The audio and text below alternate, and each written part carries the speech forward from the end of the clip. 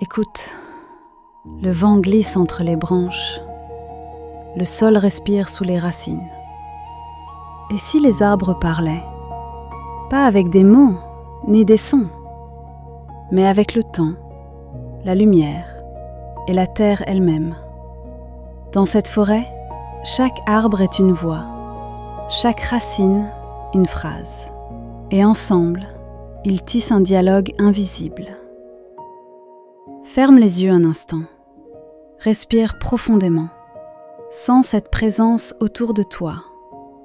Ce n'est pas seulement une forêt, c'est une respiration partagée. Chaque feuille exhale ce que nous inspirons. Chaque souffle que nous rendons nourrit leur silence. Leurs racines plongent dans les mémoires anciennes, bien plus profondes que les nôtres. Elles ont vu les pluies d'un autre temps, les saisons oubliées, les traces de nos pas effacées. Ici, tout vit ensemble. Les mousses gardent la rosée du matin. Les troncs abritent les secrets du vent. Et le chant des oiseaux devient le battement du jour. Quand tu écoutes vraiment, tu découvres que le monde ne dort jamais. Il chuchote, lentement, patiemment, dans le langage secret des arbres. Sous nos pieds, un univers silencieux s'étend. Des milliards de filaments, fins comme des cheveux, relient les racines des arbres entre elles. C'est le réseau mycorhizien, un immense maillage de champignons et de racines que certains appellent le Wood Wide Web, la toile du vivant. Grâce à lui, les arbres échangent des nutriments, de l'eau et des informations. Lorsqu'un arbre souffre, les autres le savent. Lorsqu'un jeune plant cherche à pousser, les anciens l'aident. Le sol sous nos pas est un langage vivant. Ce que nous voyons des arbres n'est qu'une infime partie de leur être. Sous la terre, un réseau vaste et sensible respire lentement. Chaque racine cherche, touche, écoute. Elle reconnaît les autres, distingue l'ami de l'étranger et trace, dans l'obscurité, les chemins secrets du partage. À travers les filaments du mycélium, les messages circulent. Un arbre envoie du carbone à un autre qui manque de lumière. Un troisième prévient d'une sécheresse qui approche. C'est un échange de survie, mais aussi un acte de solidarité. Les champignons, eux, deviennent les messagers, les traducteurs de cette langue souterraine. En retour, ils reçoivent ce dont ils ont besoin, le sucre, l'énergie de la photosynthèse. Ainsi, rien n'est gratuit, mais rien n'est égoïste non plus. Le sol devient un tissu vivant, une peau qui relie tout ce qui pousse, tout ce qui respire, tout ce qui meurt et renaît. Sous nos pas, la vie ne dort jamais. Elle s'organise, se raconte, se transmet, à la vitesse lente du vivant. Mais les arbres ne se parlent pas seulement sous terre. Ils communiquent aussi dans l'air, à travers des signaux chimiques. Quand un acacia est brouté par une girafe, il libère une substance invisible, les tanins. Ces tanins rendent ses feuilles amères et préviennent les autres acacias, plus loin. En quelques instants, la nouvelle se répand dans la savane. Le vent devient messager, et le soleil, lui aussi, joue son rôle. Chaque feuille s'oriente pour capter la lumière, sans priver ses voisines. C'est une danse silencieuse, où l'équilibre prime sur la domination. Le vent parcourt la canopée comme une mer invisible. Il effleure les feuilles, transporte leurs parfums, leurs signaux, leurs secrets. Certains arbres libèrent des molécules volatiles que seuls d'autres arbres savent lire. Des phrases silencieuses qui disent « Attention, le feu approche. Les insectes arrivent. L'air se dessèche. Prépare-toi. » Ces messages ne voyagent pas en mots, mais en parfums, en souffles, en nuances presque imperceptibles. Et lorsque la lumière traverse leur couronne, chaque feuille devient un capteur sensible, un miroir qui s'adapte au rythme du soleil. Le matin, elles s'ouvrent lentement, s'inclinent vers la chaleur, puis s'ajustent, comme des instruments accordés à la même symphonie. Aucun arbre ne cherche à dominer son voisin. Tous cherchent la juste mesure, cette harmonie silencieuse qui maintient la vie. Même les ombres deviennent un langage. Là où la lumière faiblit, une autre pousse s'élance. Là où la brise se lève, le pollen voyage, reliant un être à un autre, parfois à des kilomètres. Dans cette danse aérienne, le vent et le soleil deviennent les voix du ciel, les porteurs de nouvelles, les messagers du vivant. Au cœur des forêts, certains arbres sont immenses, anciens, profondément enracinés.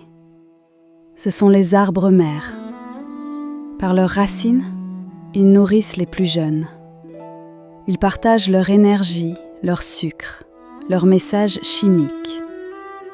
Quand un jeune arbre germe à l'ombre, sa mère lui envoie de quoi survivre. Et même lorsqu'un arbre meurt, son réseau continue d'alimenter les vivants. Rien ne se perd. Tout se transforme. Dans cette conversation lente et infinie. Les arbres mères sont les piliers du monde végétal. Autour d'elles, la forêt s'organise, respire, grandit. Leurs racines s'étendent sur des dizaines de mètres, tissant des ponts invisibles vers des centaines d'autres êtres. À travers ces liens, elles reconnaissent leurs descendants. Des études ont montré qu'un arbre mère peut distinguer ses propres graines et leur offrir davantage de ressources qu'à d'autres. C'est une forme de soin, lente, silencieuse, mais profondément réelle. Sous leur tronc centenaire, tout un peuple végétal trouve protection. Les jeunes pousses profitent de leur ombre. Les champignons s'abritent dans leurs racines. Les oiseaux nichent dans leurs branches creuses. Ces géantes bienveillantes sont les archives de la forêt, les gardiennes de sa mémoire. Elles se souviennent des sécheresses, des tempêtes, des incendies.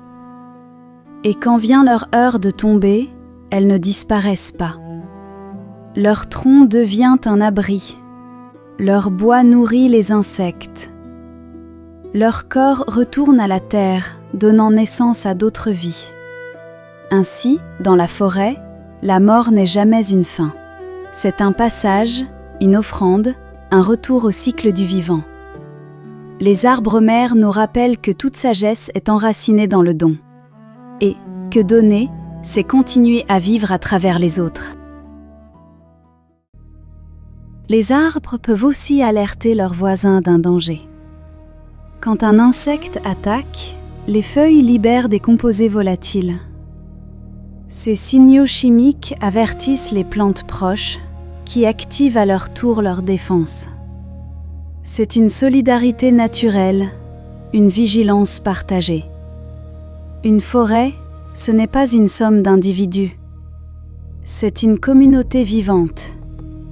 Quand le danger s'approche, la forêt se réveille.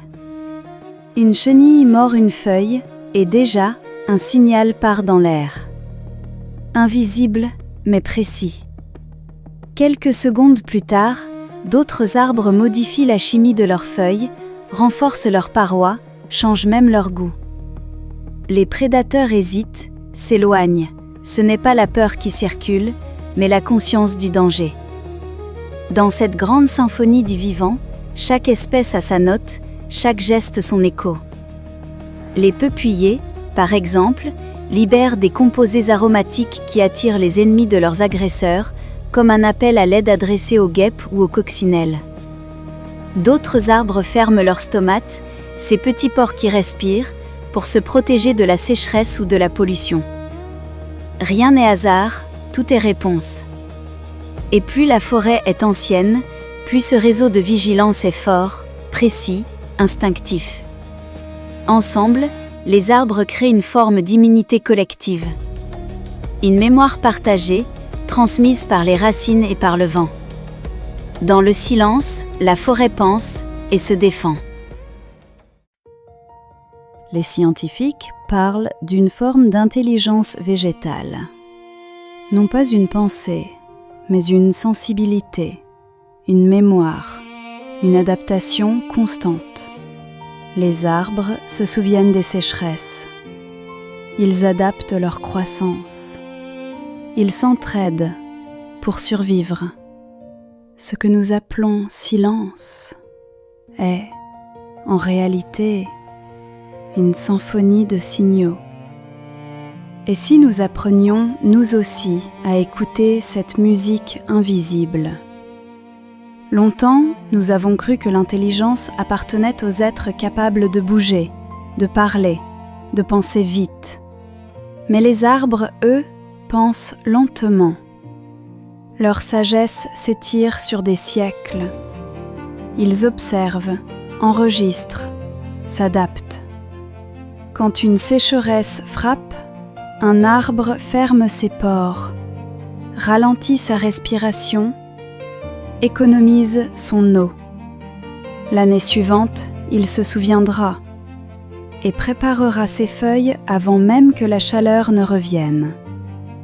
Cette mémoire n'est pas dans un cerveau, mais dans la matière même de son être, dans l'écorce, dans les racines, dans la sève. Les chercheurs ont découvert que certaines forêts apprennent à pousser différemment selon les vents, selon la lumière, selon les blessures du passé. C'est une intelligence du lien, une pensée du collectif, une conscience étendue à tout ce qui vit autour. Rien ne décide seul. Tout se régule, s'ajuste, coopère. Et si cette lenteur n'était pas une faiblesse, mais une autre forme de sagesse? Les arbres n'ont pas besoin de conquérir pour durer. Ils grandissent en silence, en trouvant leur place, sans jamais rompre l'équilibre du monde. Sous leur immobilité apparente, ils incarnent la patience du vivant, cette force tranquille qui murmure « Rien ne presse, tout se transforme ». Peut-être que la plus grande intelligence est celle qui écoute, qui s'adapte et qui veille simplement à faire grandir la vie. Lorsque tu marches en forêt, souviens-toi, tu entres dans un monde de paroles lentes, de gestes millénaires. Chaque arbre garde la mémoire du vent, de la pluie, du passage des saisons. Ils ne parlent pas pour se faire entendre. Ils parlent pour exister, ensemble. Leurs voix sont anciennes, leur sagesse infinie. Et parfois, dans le souffle d'une feuille, tu peux entendre le langage secret des arbres. Écoute encore. Leurs murmures ne sont pas des mots, mais des présences. Ils disent « Sois patient. Souviens-toi que tout ce qui pousse le fait lentement. Apprends à t'enraciner avant de vouloir t'élever. Chaque tronc raconte une histoire de persévérance. Chaque feuille, une leçon d'équilibre. Il nous rappelle que la beauté n'est pas dans la vitesse, mais dans la constance. Que le vrai pouvoir, c'est celui de durer, malgré les tempêtes et les saisons. Les arbres ne possèdent rien. Ils donnent, encore et encore. L'air que nous respirons, l'ombre qui nous apaise, le sol où la vie renaît. Et pourtant, ils ne demandent rien. Leur silence est une offrande. Leur immobilité, une prière. Lorsque tu marches sous leurs branches, lève les yeux. Vois comme la lumière filtre à travers leur feuillage, c'est le monde qui te parle, doucement. Dans le bruissement des feuilles, dans la lenteur du vent, dans le parfum du sol après la pluie, les arbres disent que tout est relié, que rien ne vit seul, que la terre, patiemment, continue de tisser les liens du vivant. Alors, la prochaine fois que tu entreras dans une forêt, avance sans hâte. Respire profondément, et peut-être qu'au détour d'un rayon de soleil, tu comprendras, toi aussi, ce que disent les arbres.